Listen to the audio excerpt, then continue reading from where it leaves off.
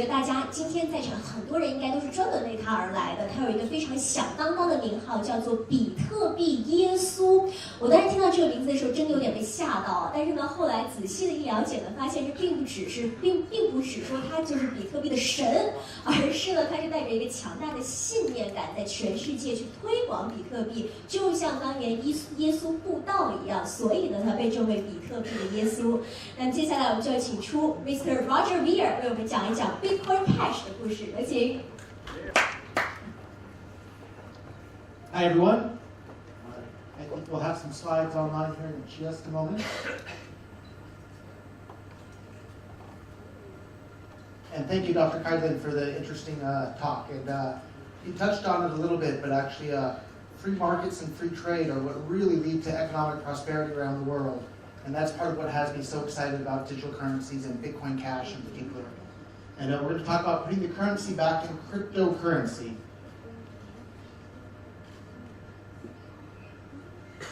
And so you hear a lot of people in the media talk about decentralization this and decentralization that, and they seem to be fixated on decentralization.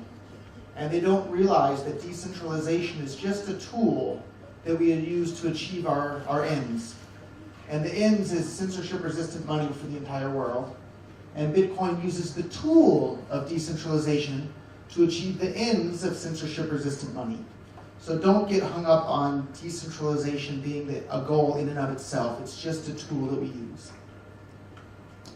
And lots of things do benefit from decentralization. So some examples of that would be things like Facebook or YouTube or other social media sites.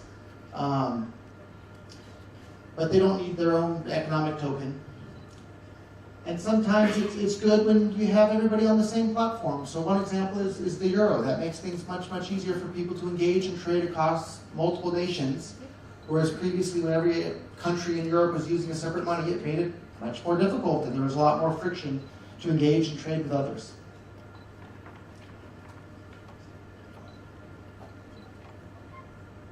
And the reason the Hong Kong dollar is so popular in Hong Kong is because you can use it everywhere. And the euro is popular in Europe because you can use it everywhere. So if you were thinking of making your own token, stop and think for a moment. Are you cutting yourself out of all the positive network effects that you can have by using a token that's in line with everybody else? And can I ask someone to adjust the slides a little bit? So there we go, thank you.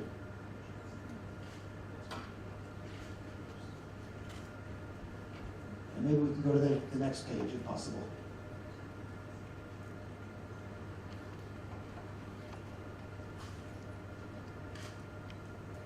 There we go. And so that brings us to blockchain technology. We're hearing about blockchain this and blockchain that all over the news and in the media all over the place. And again, a blockchain isn't an end all by itself. It's simply a tool we use to achieve our goals. And the original blockchain, the Bitcoin blockchain, was invented with a very specific goal in mind. And that was to create a currency that didn't have any central controller or issuer. And that currency was called Bitcoin.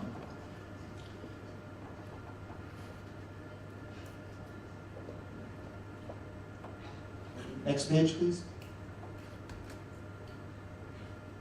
And here we are coming up on almost a decade later, and we've heard lots about decentralization and blockchains and this and that, but about the only application that's gotten any traction is the application of money.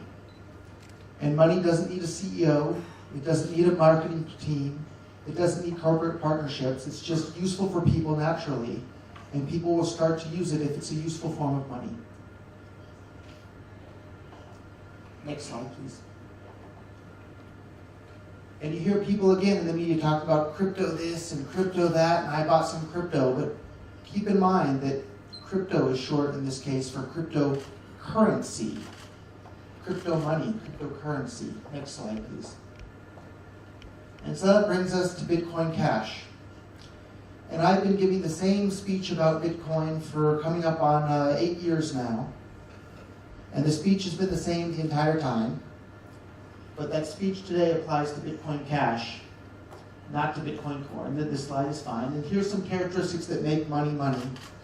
And you can see that money has to have certain properties. It has to be fungible, divisible, portable, has to have a limited supply, and a number of characteristics here. All of these apply directly to Bitcoin Cash today, not to Bitcoin Core any longer. And here we have a chart where we can see the growth of Bitcoin from 2009 when it got started, all the way up to the present.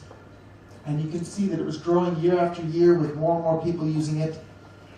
And in economics, there's a term called a production quota. And you can see this red line across the center of the screen that says it's a 1 megabyte limit. And that's effectively a production quota on the amount of block space that the miners are allowed to produce. And we can see, back one slide please, I wasn't going to hit. And we can see what happened when the Bitcoin block space started bumping into that production quota. All the altcoins here started to skyrocket in adoption while Bitcoin just stagnated. And we can see in this green line here the missed out growth that didn't happen upon the Bitcoin blockchain because of that production quota that was imposed by a bunch of central planners deciding how much block space the miners should be allowed to produce. Next slide, please. And here we can see the transaction fees on the Bitcoin network. The speech that I've been giving about Bitcoin since early 2011 is that it allows you to send and receive any amount of money with anyone, anywhere in the world, instantly and basically for free. But we can see from the chart here that the fees spiked up to well over $25. And in fact, at one point it hit over $50 per transaction. One page back, please. I wasn't done with the other. One more page back, please. The other back. Maybe we can have Jake help with the slides, please. Thank you, Jake. There we go. So, not only did Bitcoin fees hit $25, they actually peaked at over $50 per transaction on the Bitcoin network. And if you were running any sort of a business accepting multiple payments from customers, when you would go to then send the money that you had received into your wallet, it was very common for businesses to spend more than $1,000 for a single Bitcoin transaction fee. That isn't the Bitcoin that I got involved with. And that isn't the Bitcoin that I think anybody else would be interested in either. So next slide, please, Jake. And we can see not only did the fees become sky high, but the amount of time that it took for people to make their Bitcoin transaction became longer and longer. So the transactions became more expensive and less reliable. And when that happened, we see businesses that stopped accepting Bitcoin payments, including businesses like Microsoft, Reddit, Steam, and a number of others literally stopped accepting Bitcoin because of these negative effects. And we can see the number of transactions happening on the Bitcoin network dropped by about half from where they were last year this time. Next slide, please. And it certainly didn't have to be this way. And Bitcoin's problems, they weren't caused by any sort of technical problem. They were caused by human problems. And here we have a quote of the former CTO of Blockstream. And he says that full blocks is the natural state of the system. But we can see in this chart here that the blocks were never, ever, ever full in the entire history of Bitcoin until right at the point when they became full, the fees skyrocketed, the transactions became less reliable, and businesses stopped using Bitcoin. So next slide. And we have another quote from the same person saying there's nothing wrong with full blocks. But we can see exactly what happened, that as soon as the blocks became full, the user experience became bad, and Bitcoin's share of their overall crypto coin market space plummeted. And here we have a quote of the chief strategy officer of Blockstream, saying that Bitcoin isn't for people that live on less than $2 a day. Well, anybody who got involved in Bitcoin early on realized that Bitcoin was for everybody, regardless of where they live, where they're born, what color they are, or how much money they have. And we have another quote from the president of Blockstream, saying that I bet they pay $100 per Bitcoin transaction to have something like that. He calls it digital gold. But we have the empirical evidence today to know that when Bitcoin transactions got to be several tens of dollars, people stopped using it, businesses stopped using it, adoption ground to a halt all across the world, and actually reversed to where less people started using Bitcoin than were previously. And that brings us to Bitcoin Cash. So on August 1st of last year, the one single Bitcoin network split into two versions of Bitcoin, Bitcoin Core and Bitcoin Cash. And we can see on this chart here, the yellow blocks were never ever full. And these were 1 megabyte blocks. And then when the blocks became full, it split into Bitcoin Core and Bitcoin Cash. Bitcoin Cash today has significantly more capacity than Bitcoin Core. Bitcoin Cash transactions are basically free, basically instant, and work anywhere in the world reliably. Bitcoin Core transactions are slow, expensive, and unreliable. And that brings us to the next slide, where we can see a list of all the things that Bitcoin Cash has that Bitcoin Core doesn't. So Bitcoin Cash has cheap transactions, fast transactions, reliable transactions. It's decentralized development team. It's permissionless. It's open source. The things that it still has in common with Bitcoin Core are open source code, a limited supply of 21 million, the same proof of work mechanism or same mining hardware, and they both date back to the Genesis block. But most importantly, this final characteristic here, Bitcoin Cash is a digital currency. Bitcoin Core is not. And so Bitcoin Cash makes all sorts of businesses and economic activity possible on the Bitcoin Cash network that were priced out of usability on the Bitcoin Core network. And so we're seeing lots of new businesses come onto Bitcoin Cash that were either previously on Bitcoin Core or moved to Bitcoin Cash or were born directly onto Bitcoin Cash. And just about every single major cryptocurrency exchange in the world supports Bitcoin Cash already. Nearly every major wallet, nearly every business is. And now we're seeing Bitcoin Cash having merchant adoption around the world, with companies like Microsoft that previously stopped accepting Bitcoin is now accepting Bitcoin Cash. And lots of other businesses around the world are accepting Bitcoin Cash. And so just imagine if all these different people that are busy on different ICOs, and if they realize that you have a much bigger network effect if you're on the same platform as everybody else. Imagine if they started building on top of Bitcoin Cash. And many of them are now. And so my goal is to make Bitcoin Cash again, just like it was when I first got involved. And just like it was the entire time in which Bitcoin grew from nothing into this worldwide phenomenon that it is today. And you can forget about all this other nonsense that's going on. Focus on the cryptocurrency aspect. And here we are in Hong Kong today, that's uniquely positioned to become a financial epicenter of the Bitcoin world. Hong Kong is already a financial hub for the world. The next step in worldwide commerce is the use of cryptocurrencies around the world. Hong Kong has a real opportunity to be right at the very forefront of that. And we're seeing all sorts of strict mainland China regulations pushing all sorts of wonderful, fantastic companies out of mainland China. One example of that is the founder of Bitmain, a guy who's the very first person to translate the Bitcoin white paper into Chinese and spread the idea of Bitcoin into China. His business, Bitmain, is now bigger than NVIDIA. And he's probably looking for places to relocate it outside of China because when certain jurisdictions are friendly towards businesses, businesses will move there. If a jurisdiction isn't friendly towards your business, you'll consider moving somewhere else. And we've seen that happening in Japan. The Japanese government has been incredibly friendly towards cryptocurrency businesses.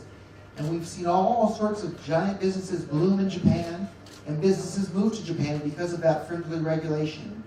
And it shows just how important long-term regulation and regulatory clarity is, so that businesses then know what the game plan is going to be for the long term. And they know that the rules they have to abide by today are the same that they're going to have to abide by tomorrow, so they can plan for the long term. And again, Hong Kong, as we all know, is a fantastic place to do business. It has progressive leadership. It has sensible regulations, an excellent legal framework.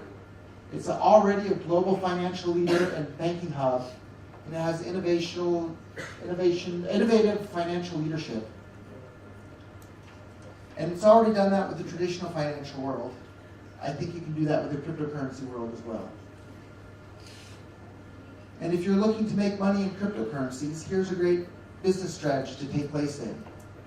You buy a position in a currency, I would recommend Bitcoin Cash, and then you invest in companies that help promote that currency to be more useful in commerce around the world. And you'll not only profit from those businesses that you invest in directly as they become successful, but you'll profit again from the increased value of the Bitcoin Cash that you're holding. And so some examples that I've done personally myself are companies like BitPay, the world's largest payment processor for Bitcoin transactions and now Bitcoin Cash. blockchain.info, the world's largest cryptocurrency wallet and one of the first to start supporting Bitcoin Cash. And of course, Bitcoin.com, the company I'm the CEO of currently. And so that brings us to the question, why not Hong Kong? Let's do this in Hong Kong. Hong Kong's already a great place. It has all the right ingredients, has lots of smart people, it has the right regulatory environment. Let's make Hong Kong a world center for Bitcoin Cash and cryptocurrencies and the new wonderful things that's going to bring about. And so I have a fun thing that we can all do in the audience today. For any of you that don't already have a Bitcoin Cash wallet, on the next slide here, I'm going to give away $1,000 worth of Bitcoin Cash. And all you have to do to claim it is have the Bitcoin.com wallet installed on your phone. And if you have it installed on your phone already, great. If you don't, I won't be offended if you pick up your phone and start scrambling with it right now. So if you install the Bitcoin.com wallet, on the next page we're going to display what's called a private key. And all a private key is the information that's required to claim some Bitcoin that's sitting at a particular address. And so on the next page, we're going to display a private key that has 1,000 Hong Kong dollars worth of Bitcoin Cash on it. And so the first person in the audience that manages to scan this next page will be the one that receives $1,000 worth of Bitcoin Cash. So if you have your Bitcoin.com wallet open on your phone, I think we're ready for the next page here. Here's your chance. The first person that scans that, the money will literally go from this screen onto somebody's phone.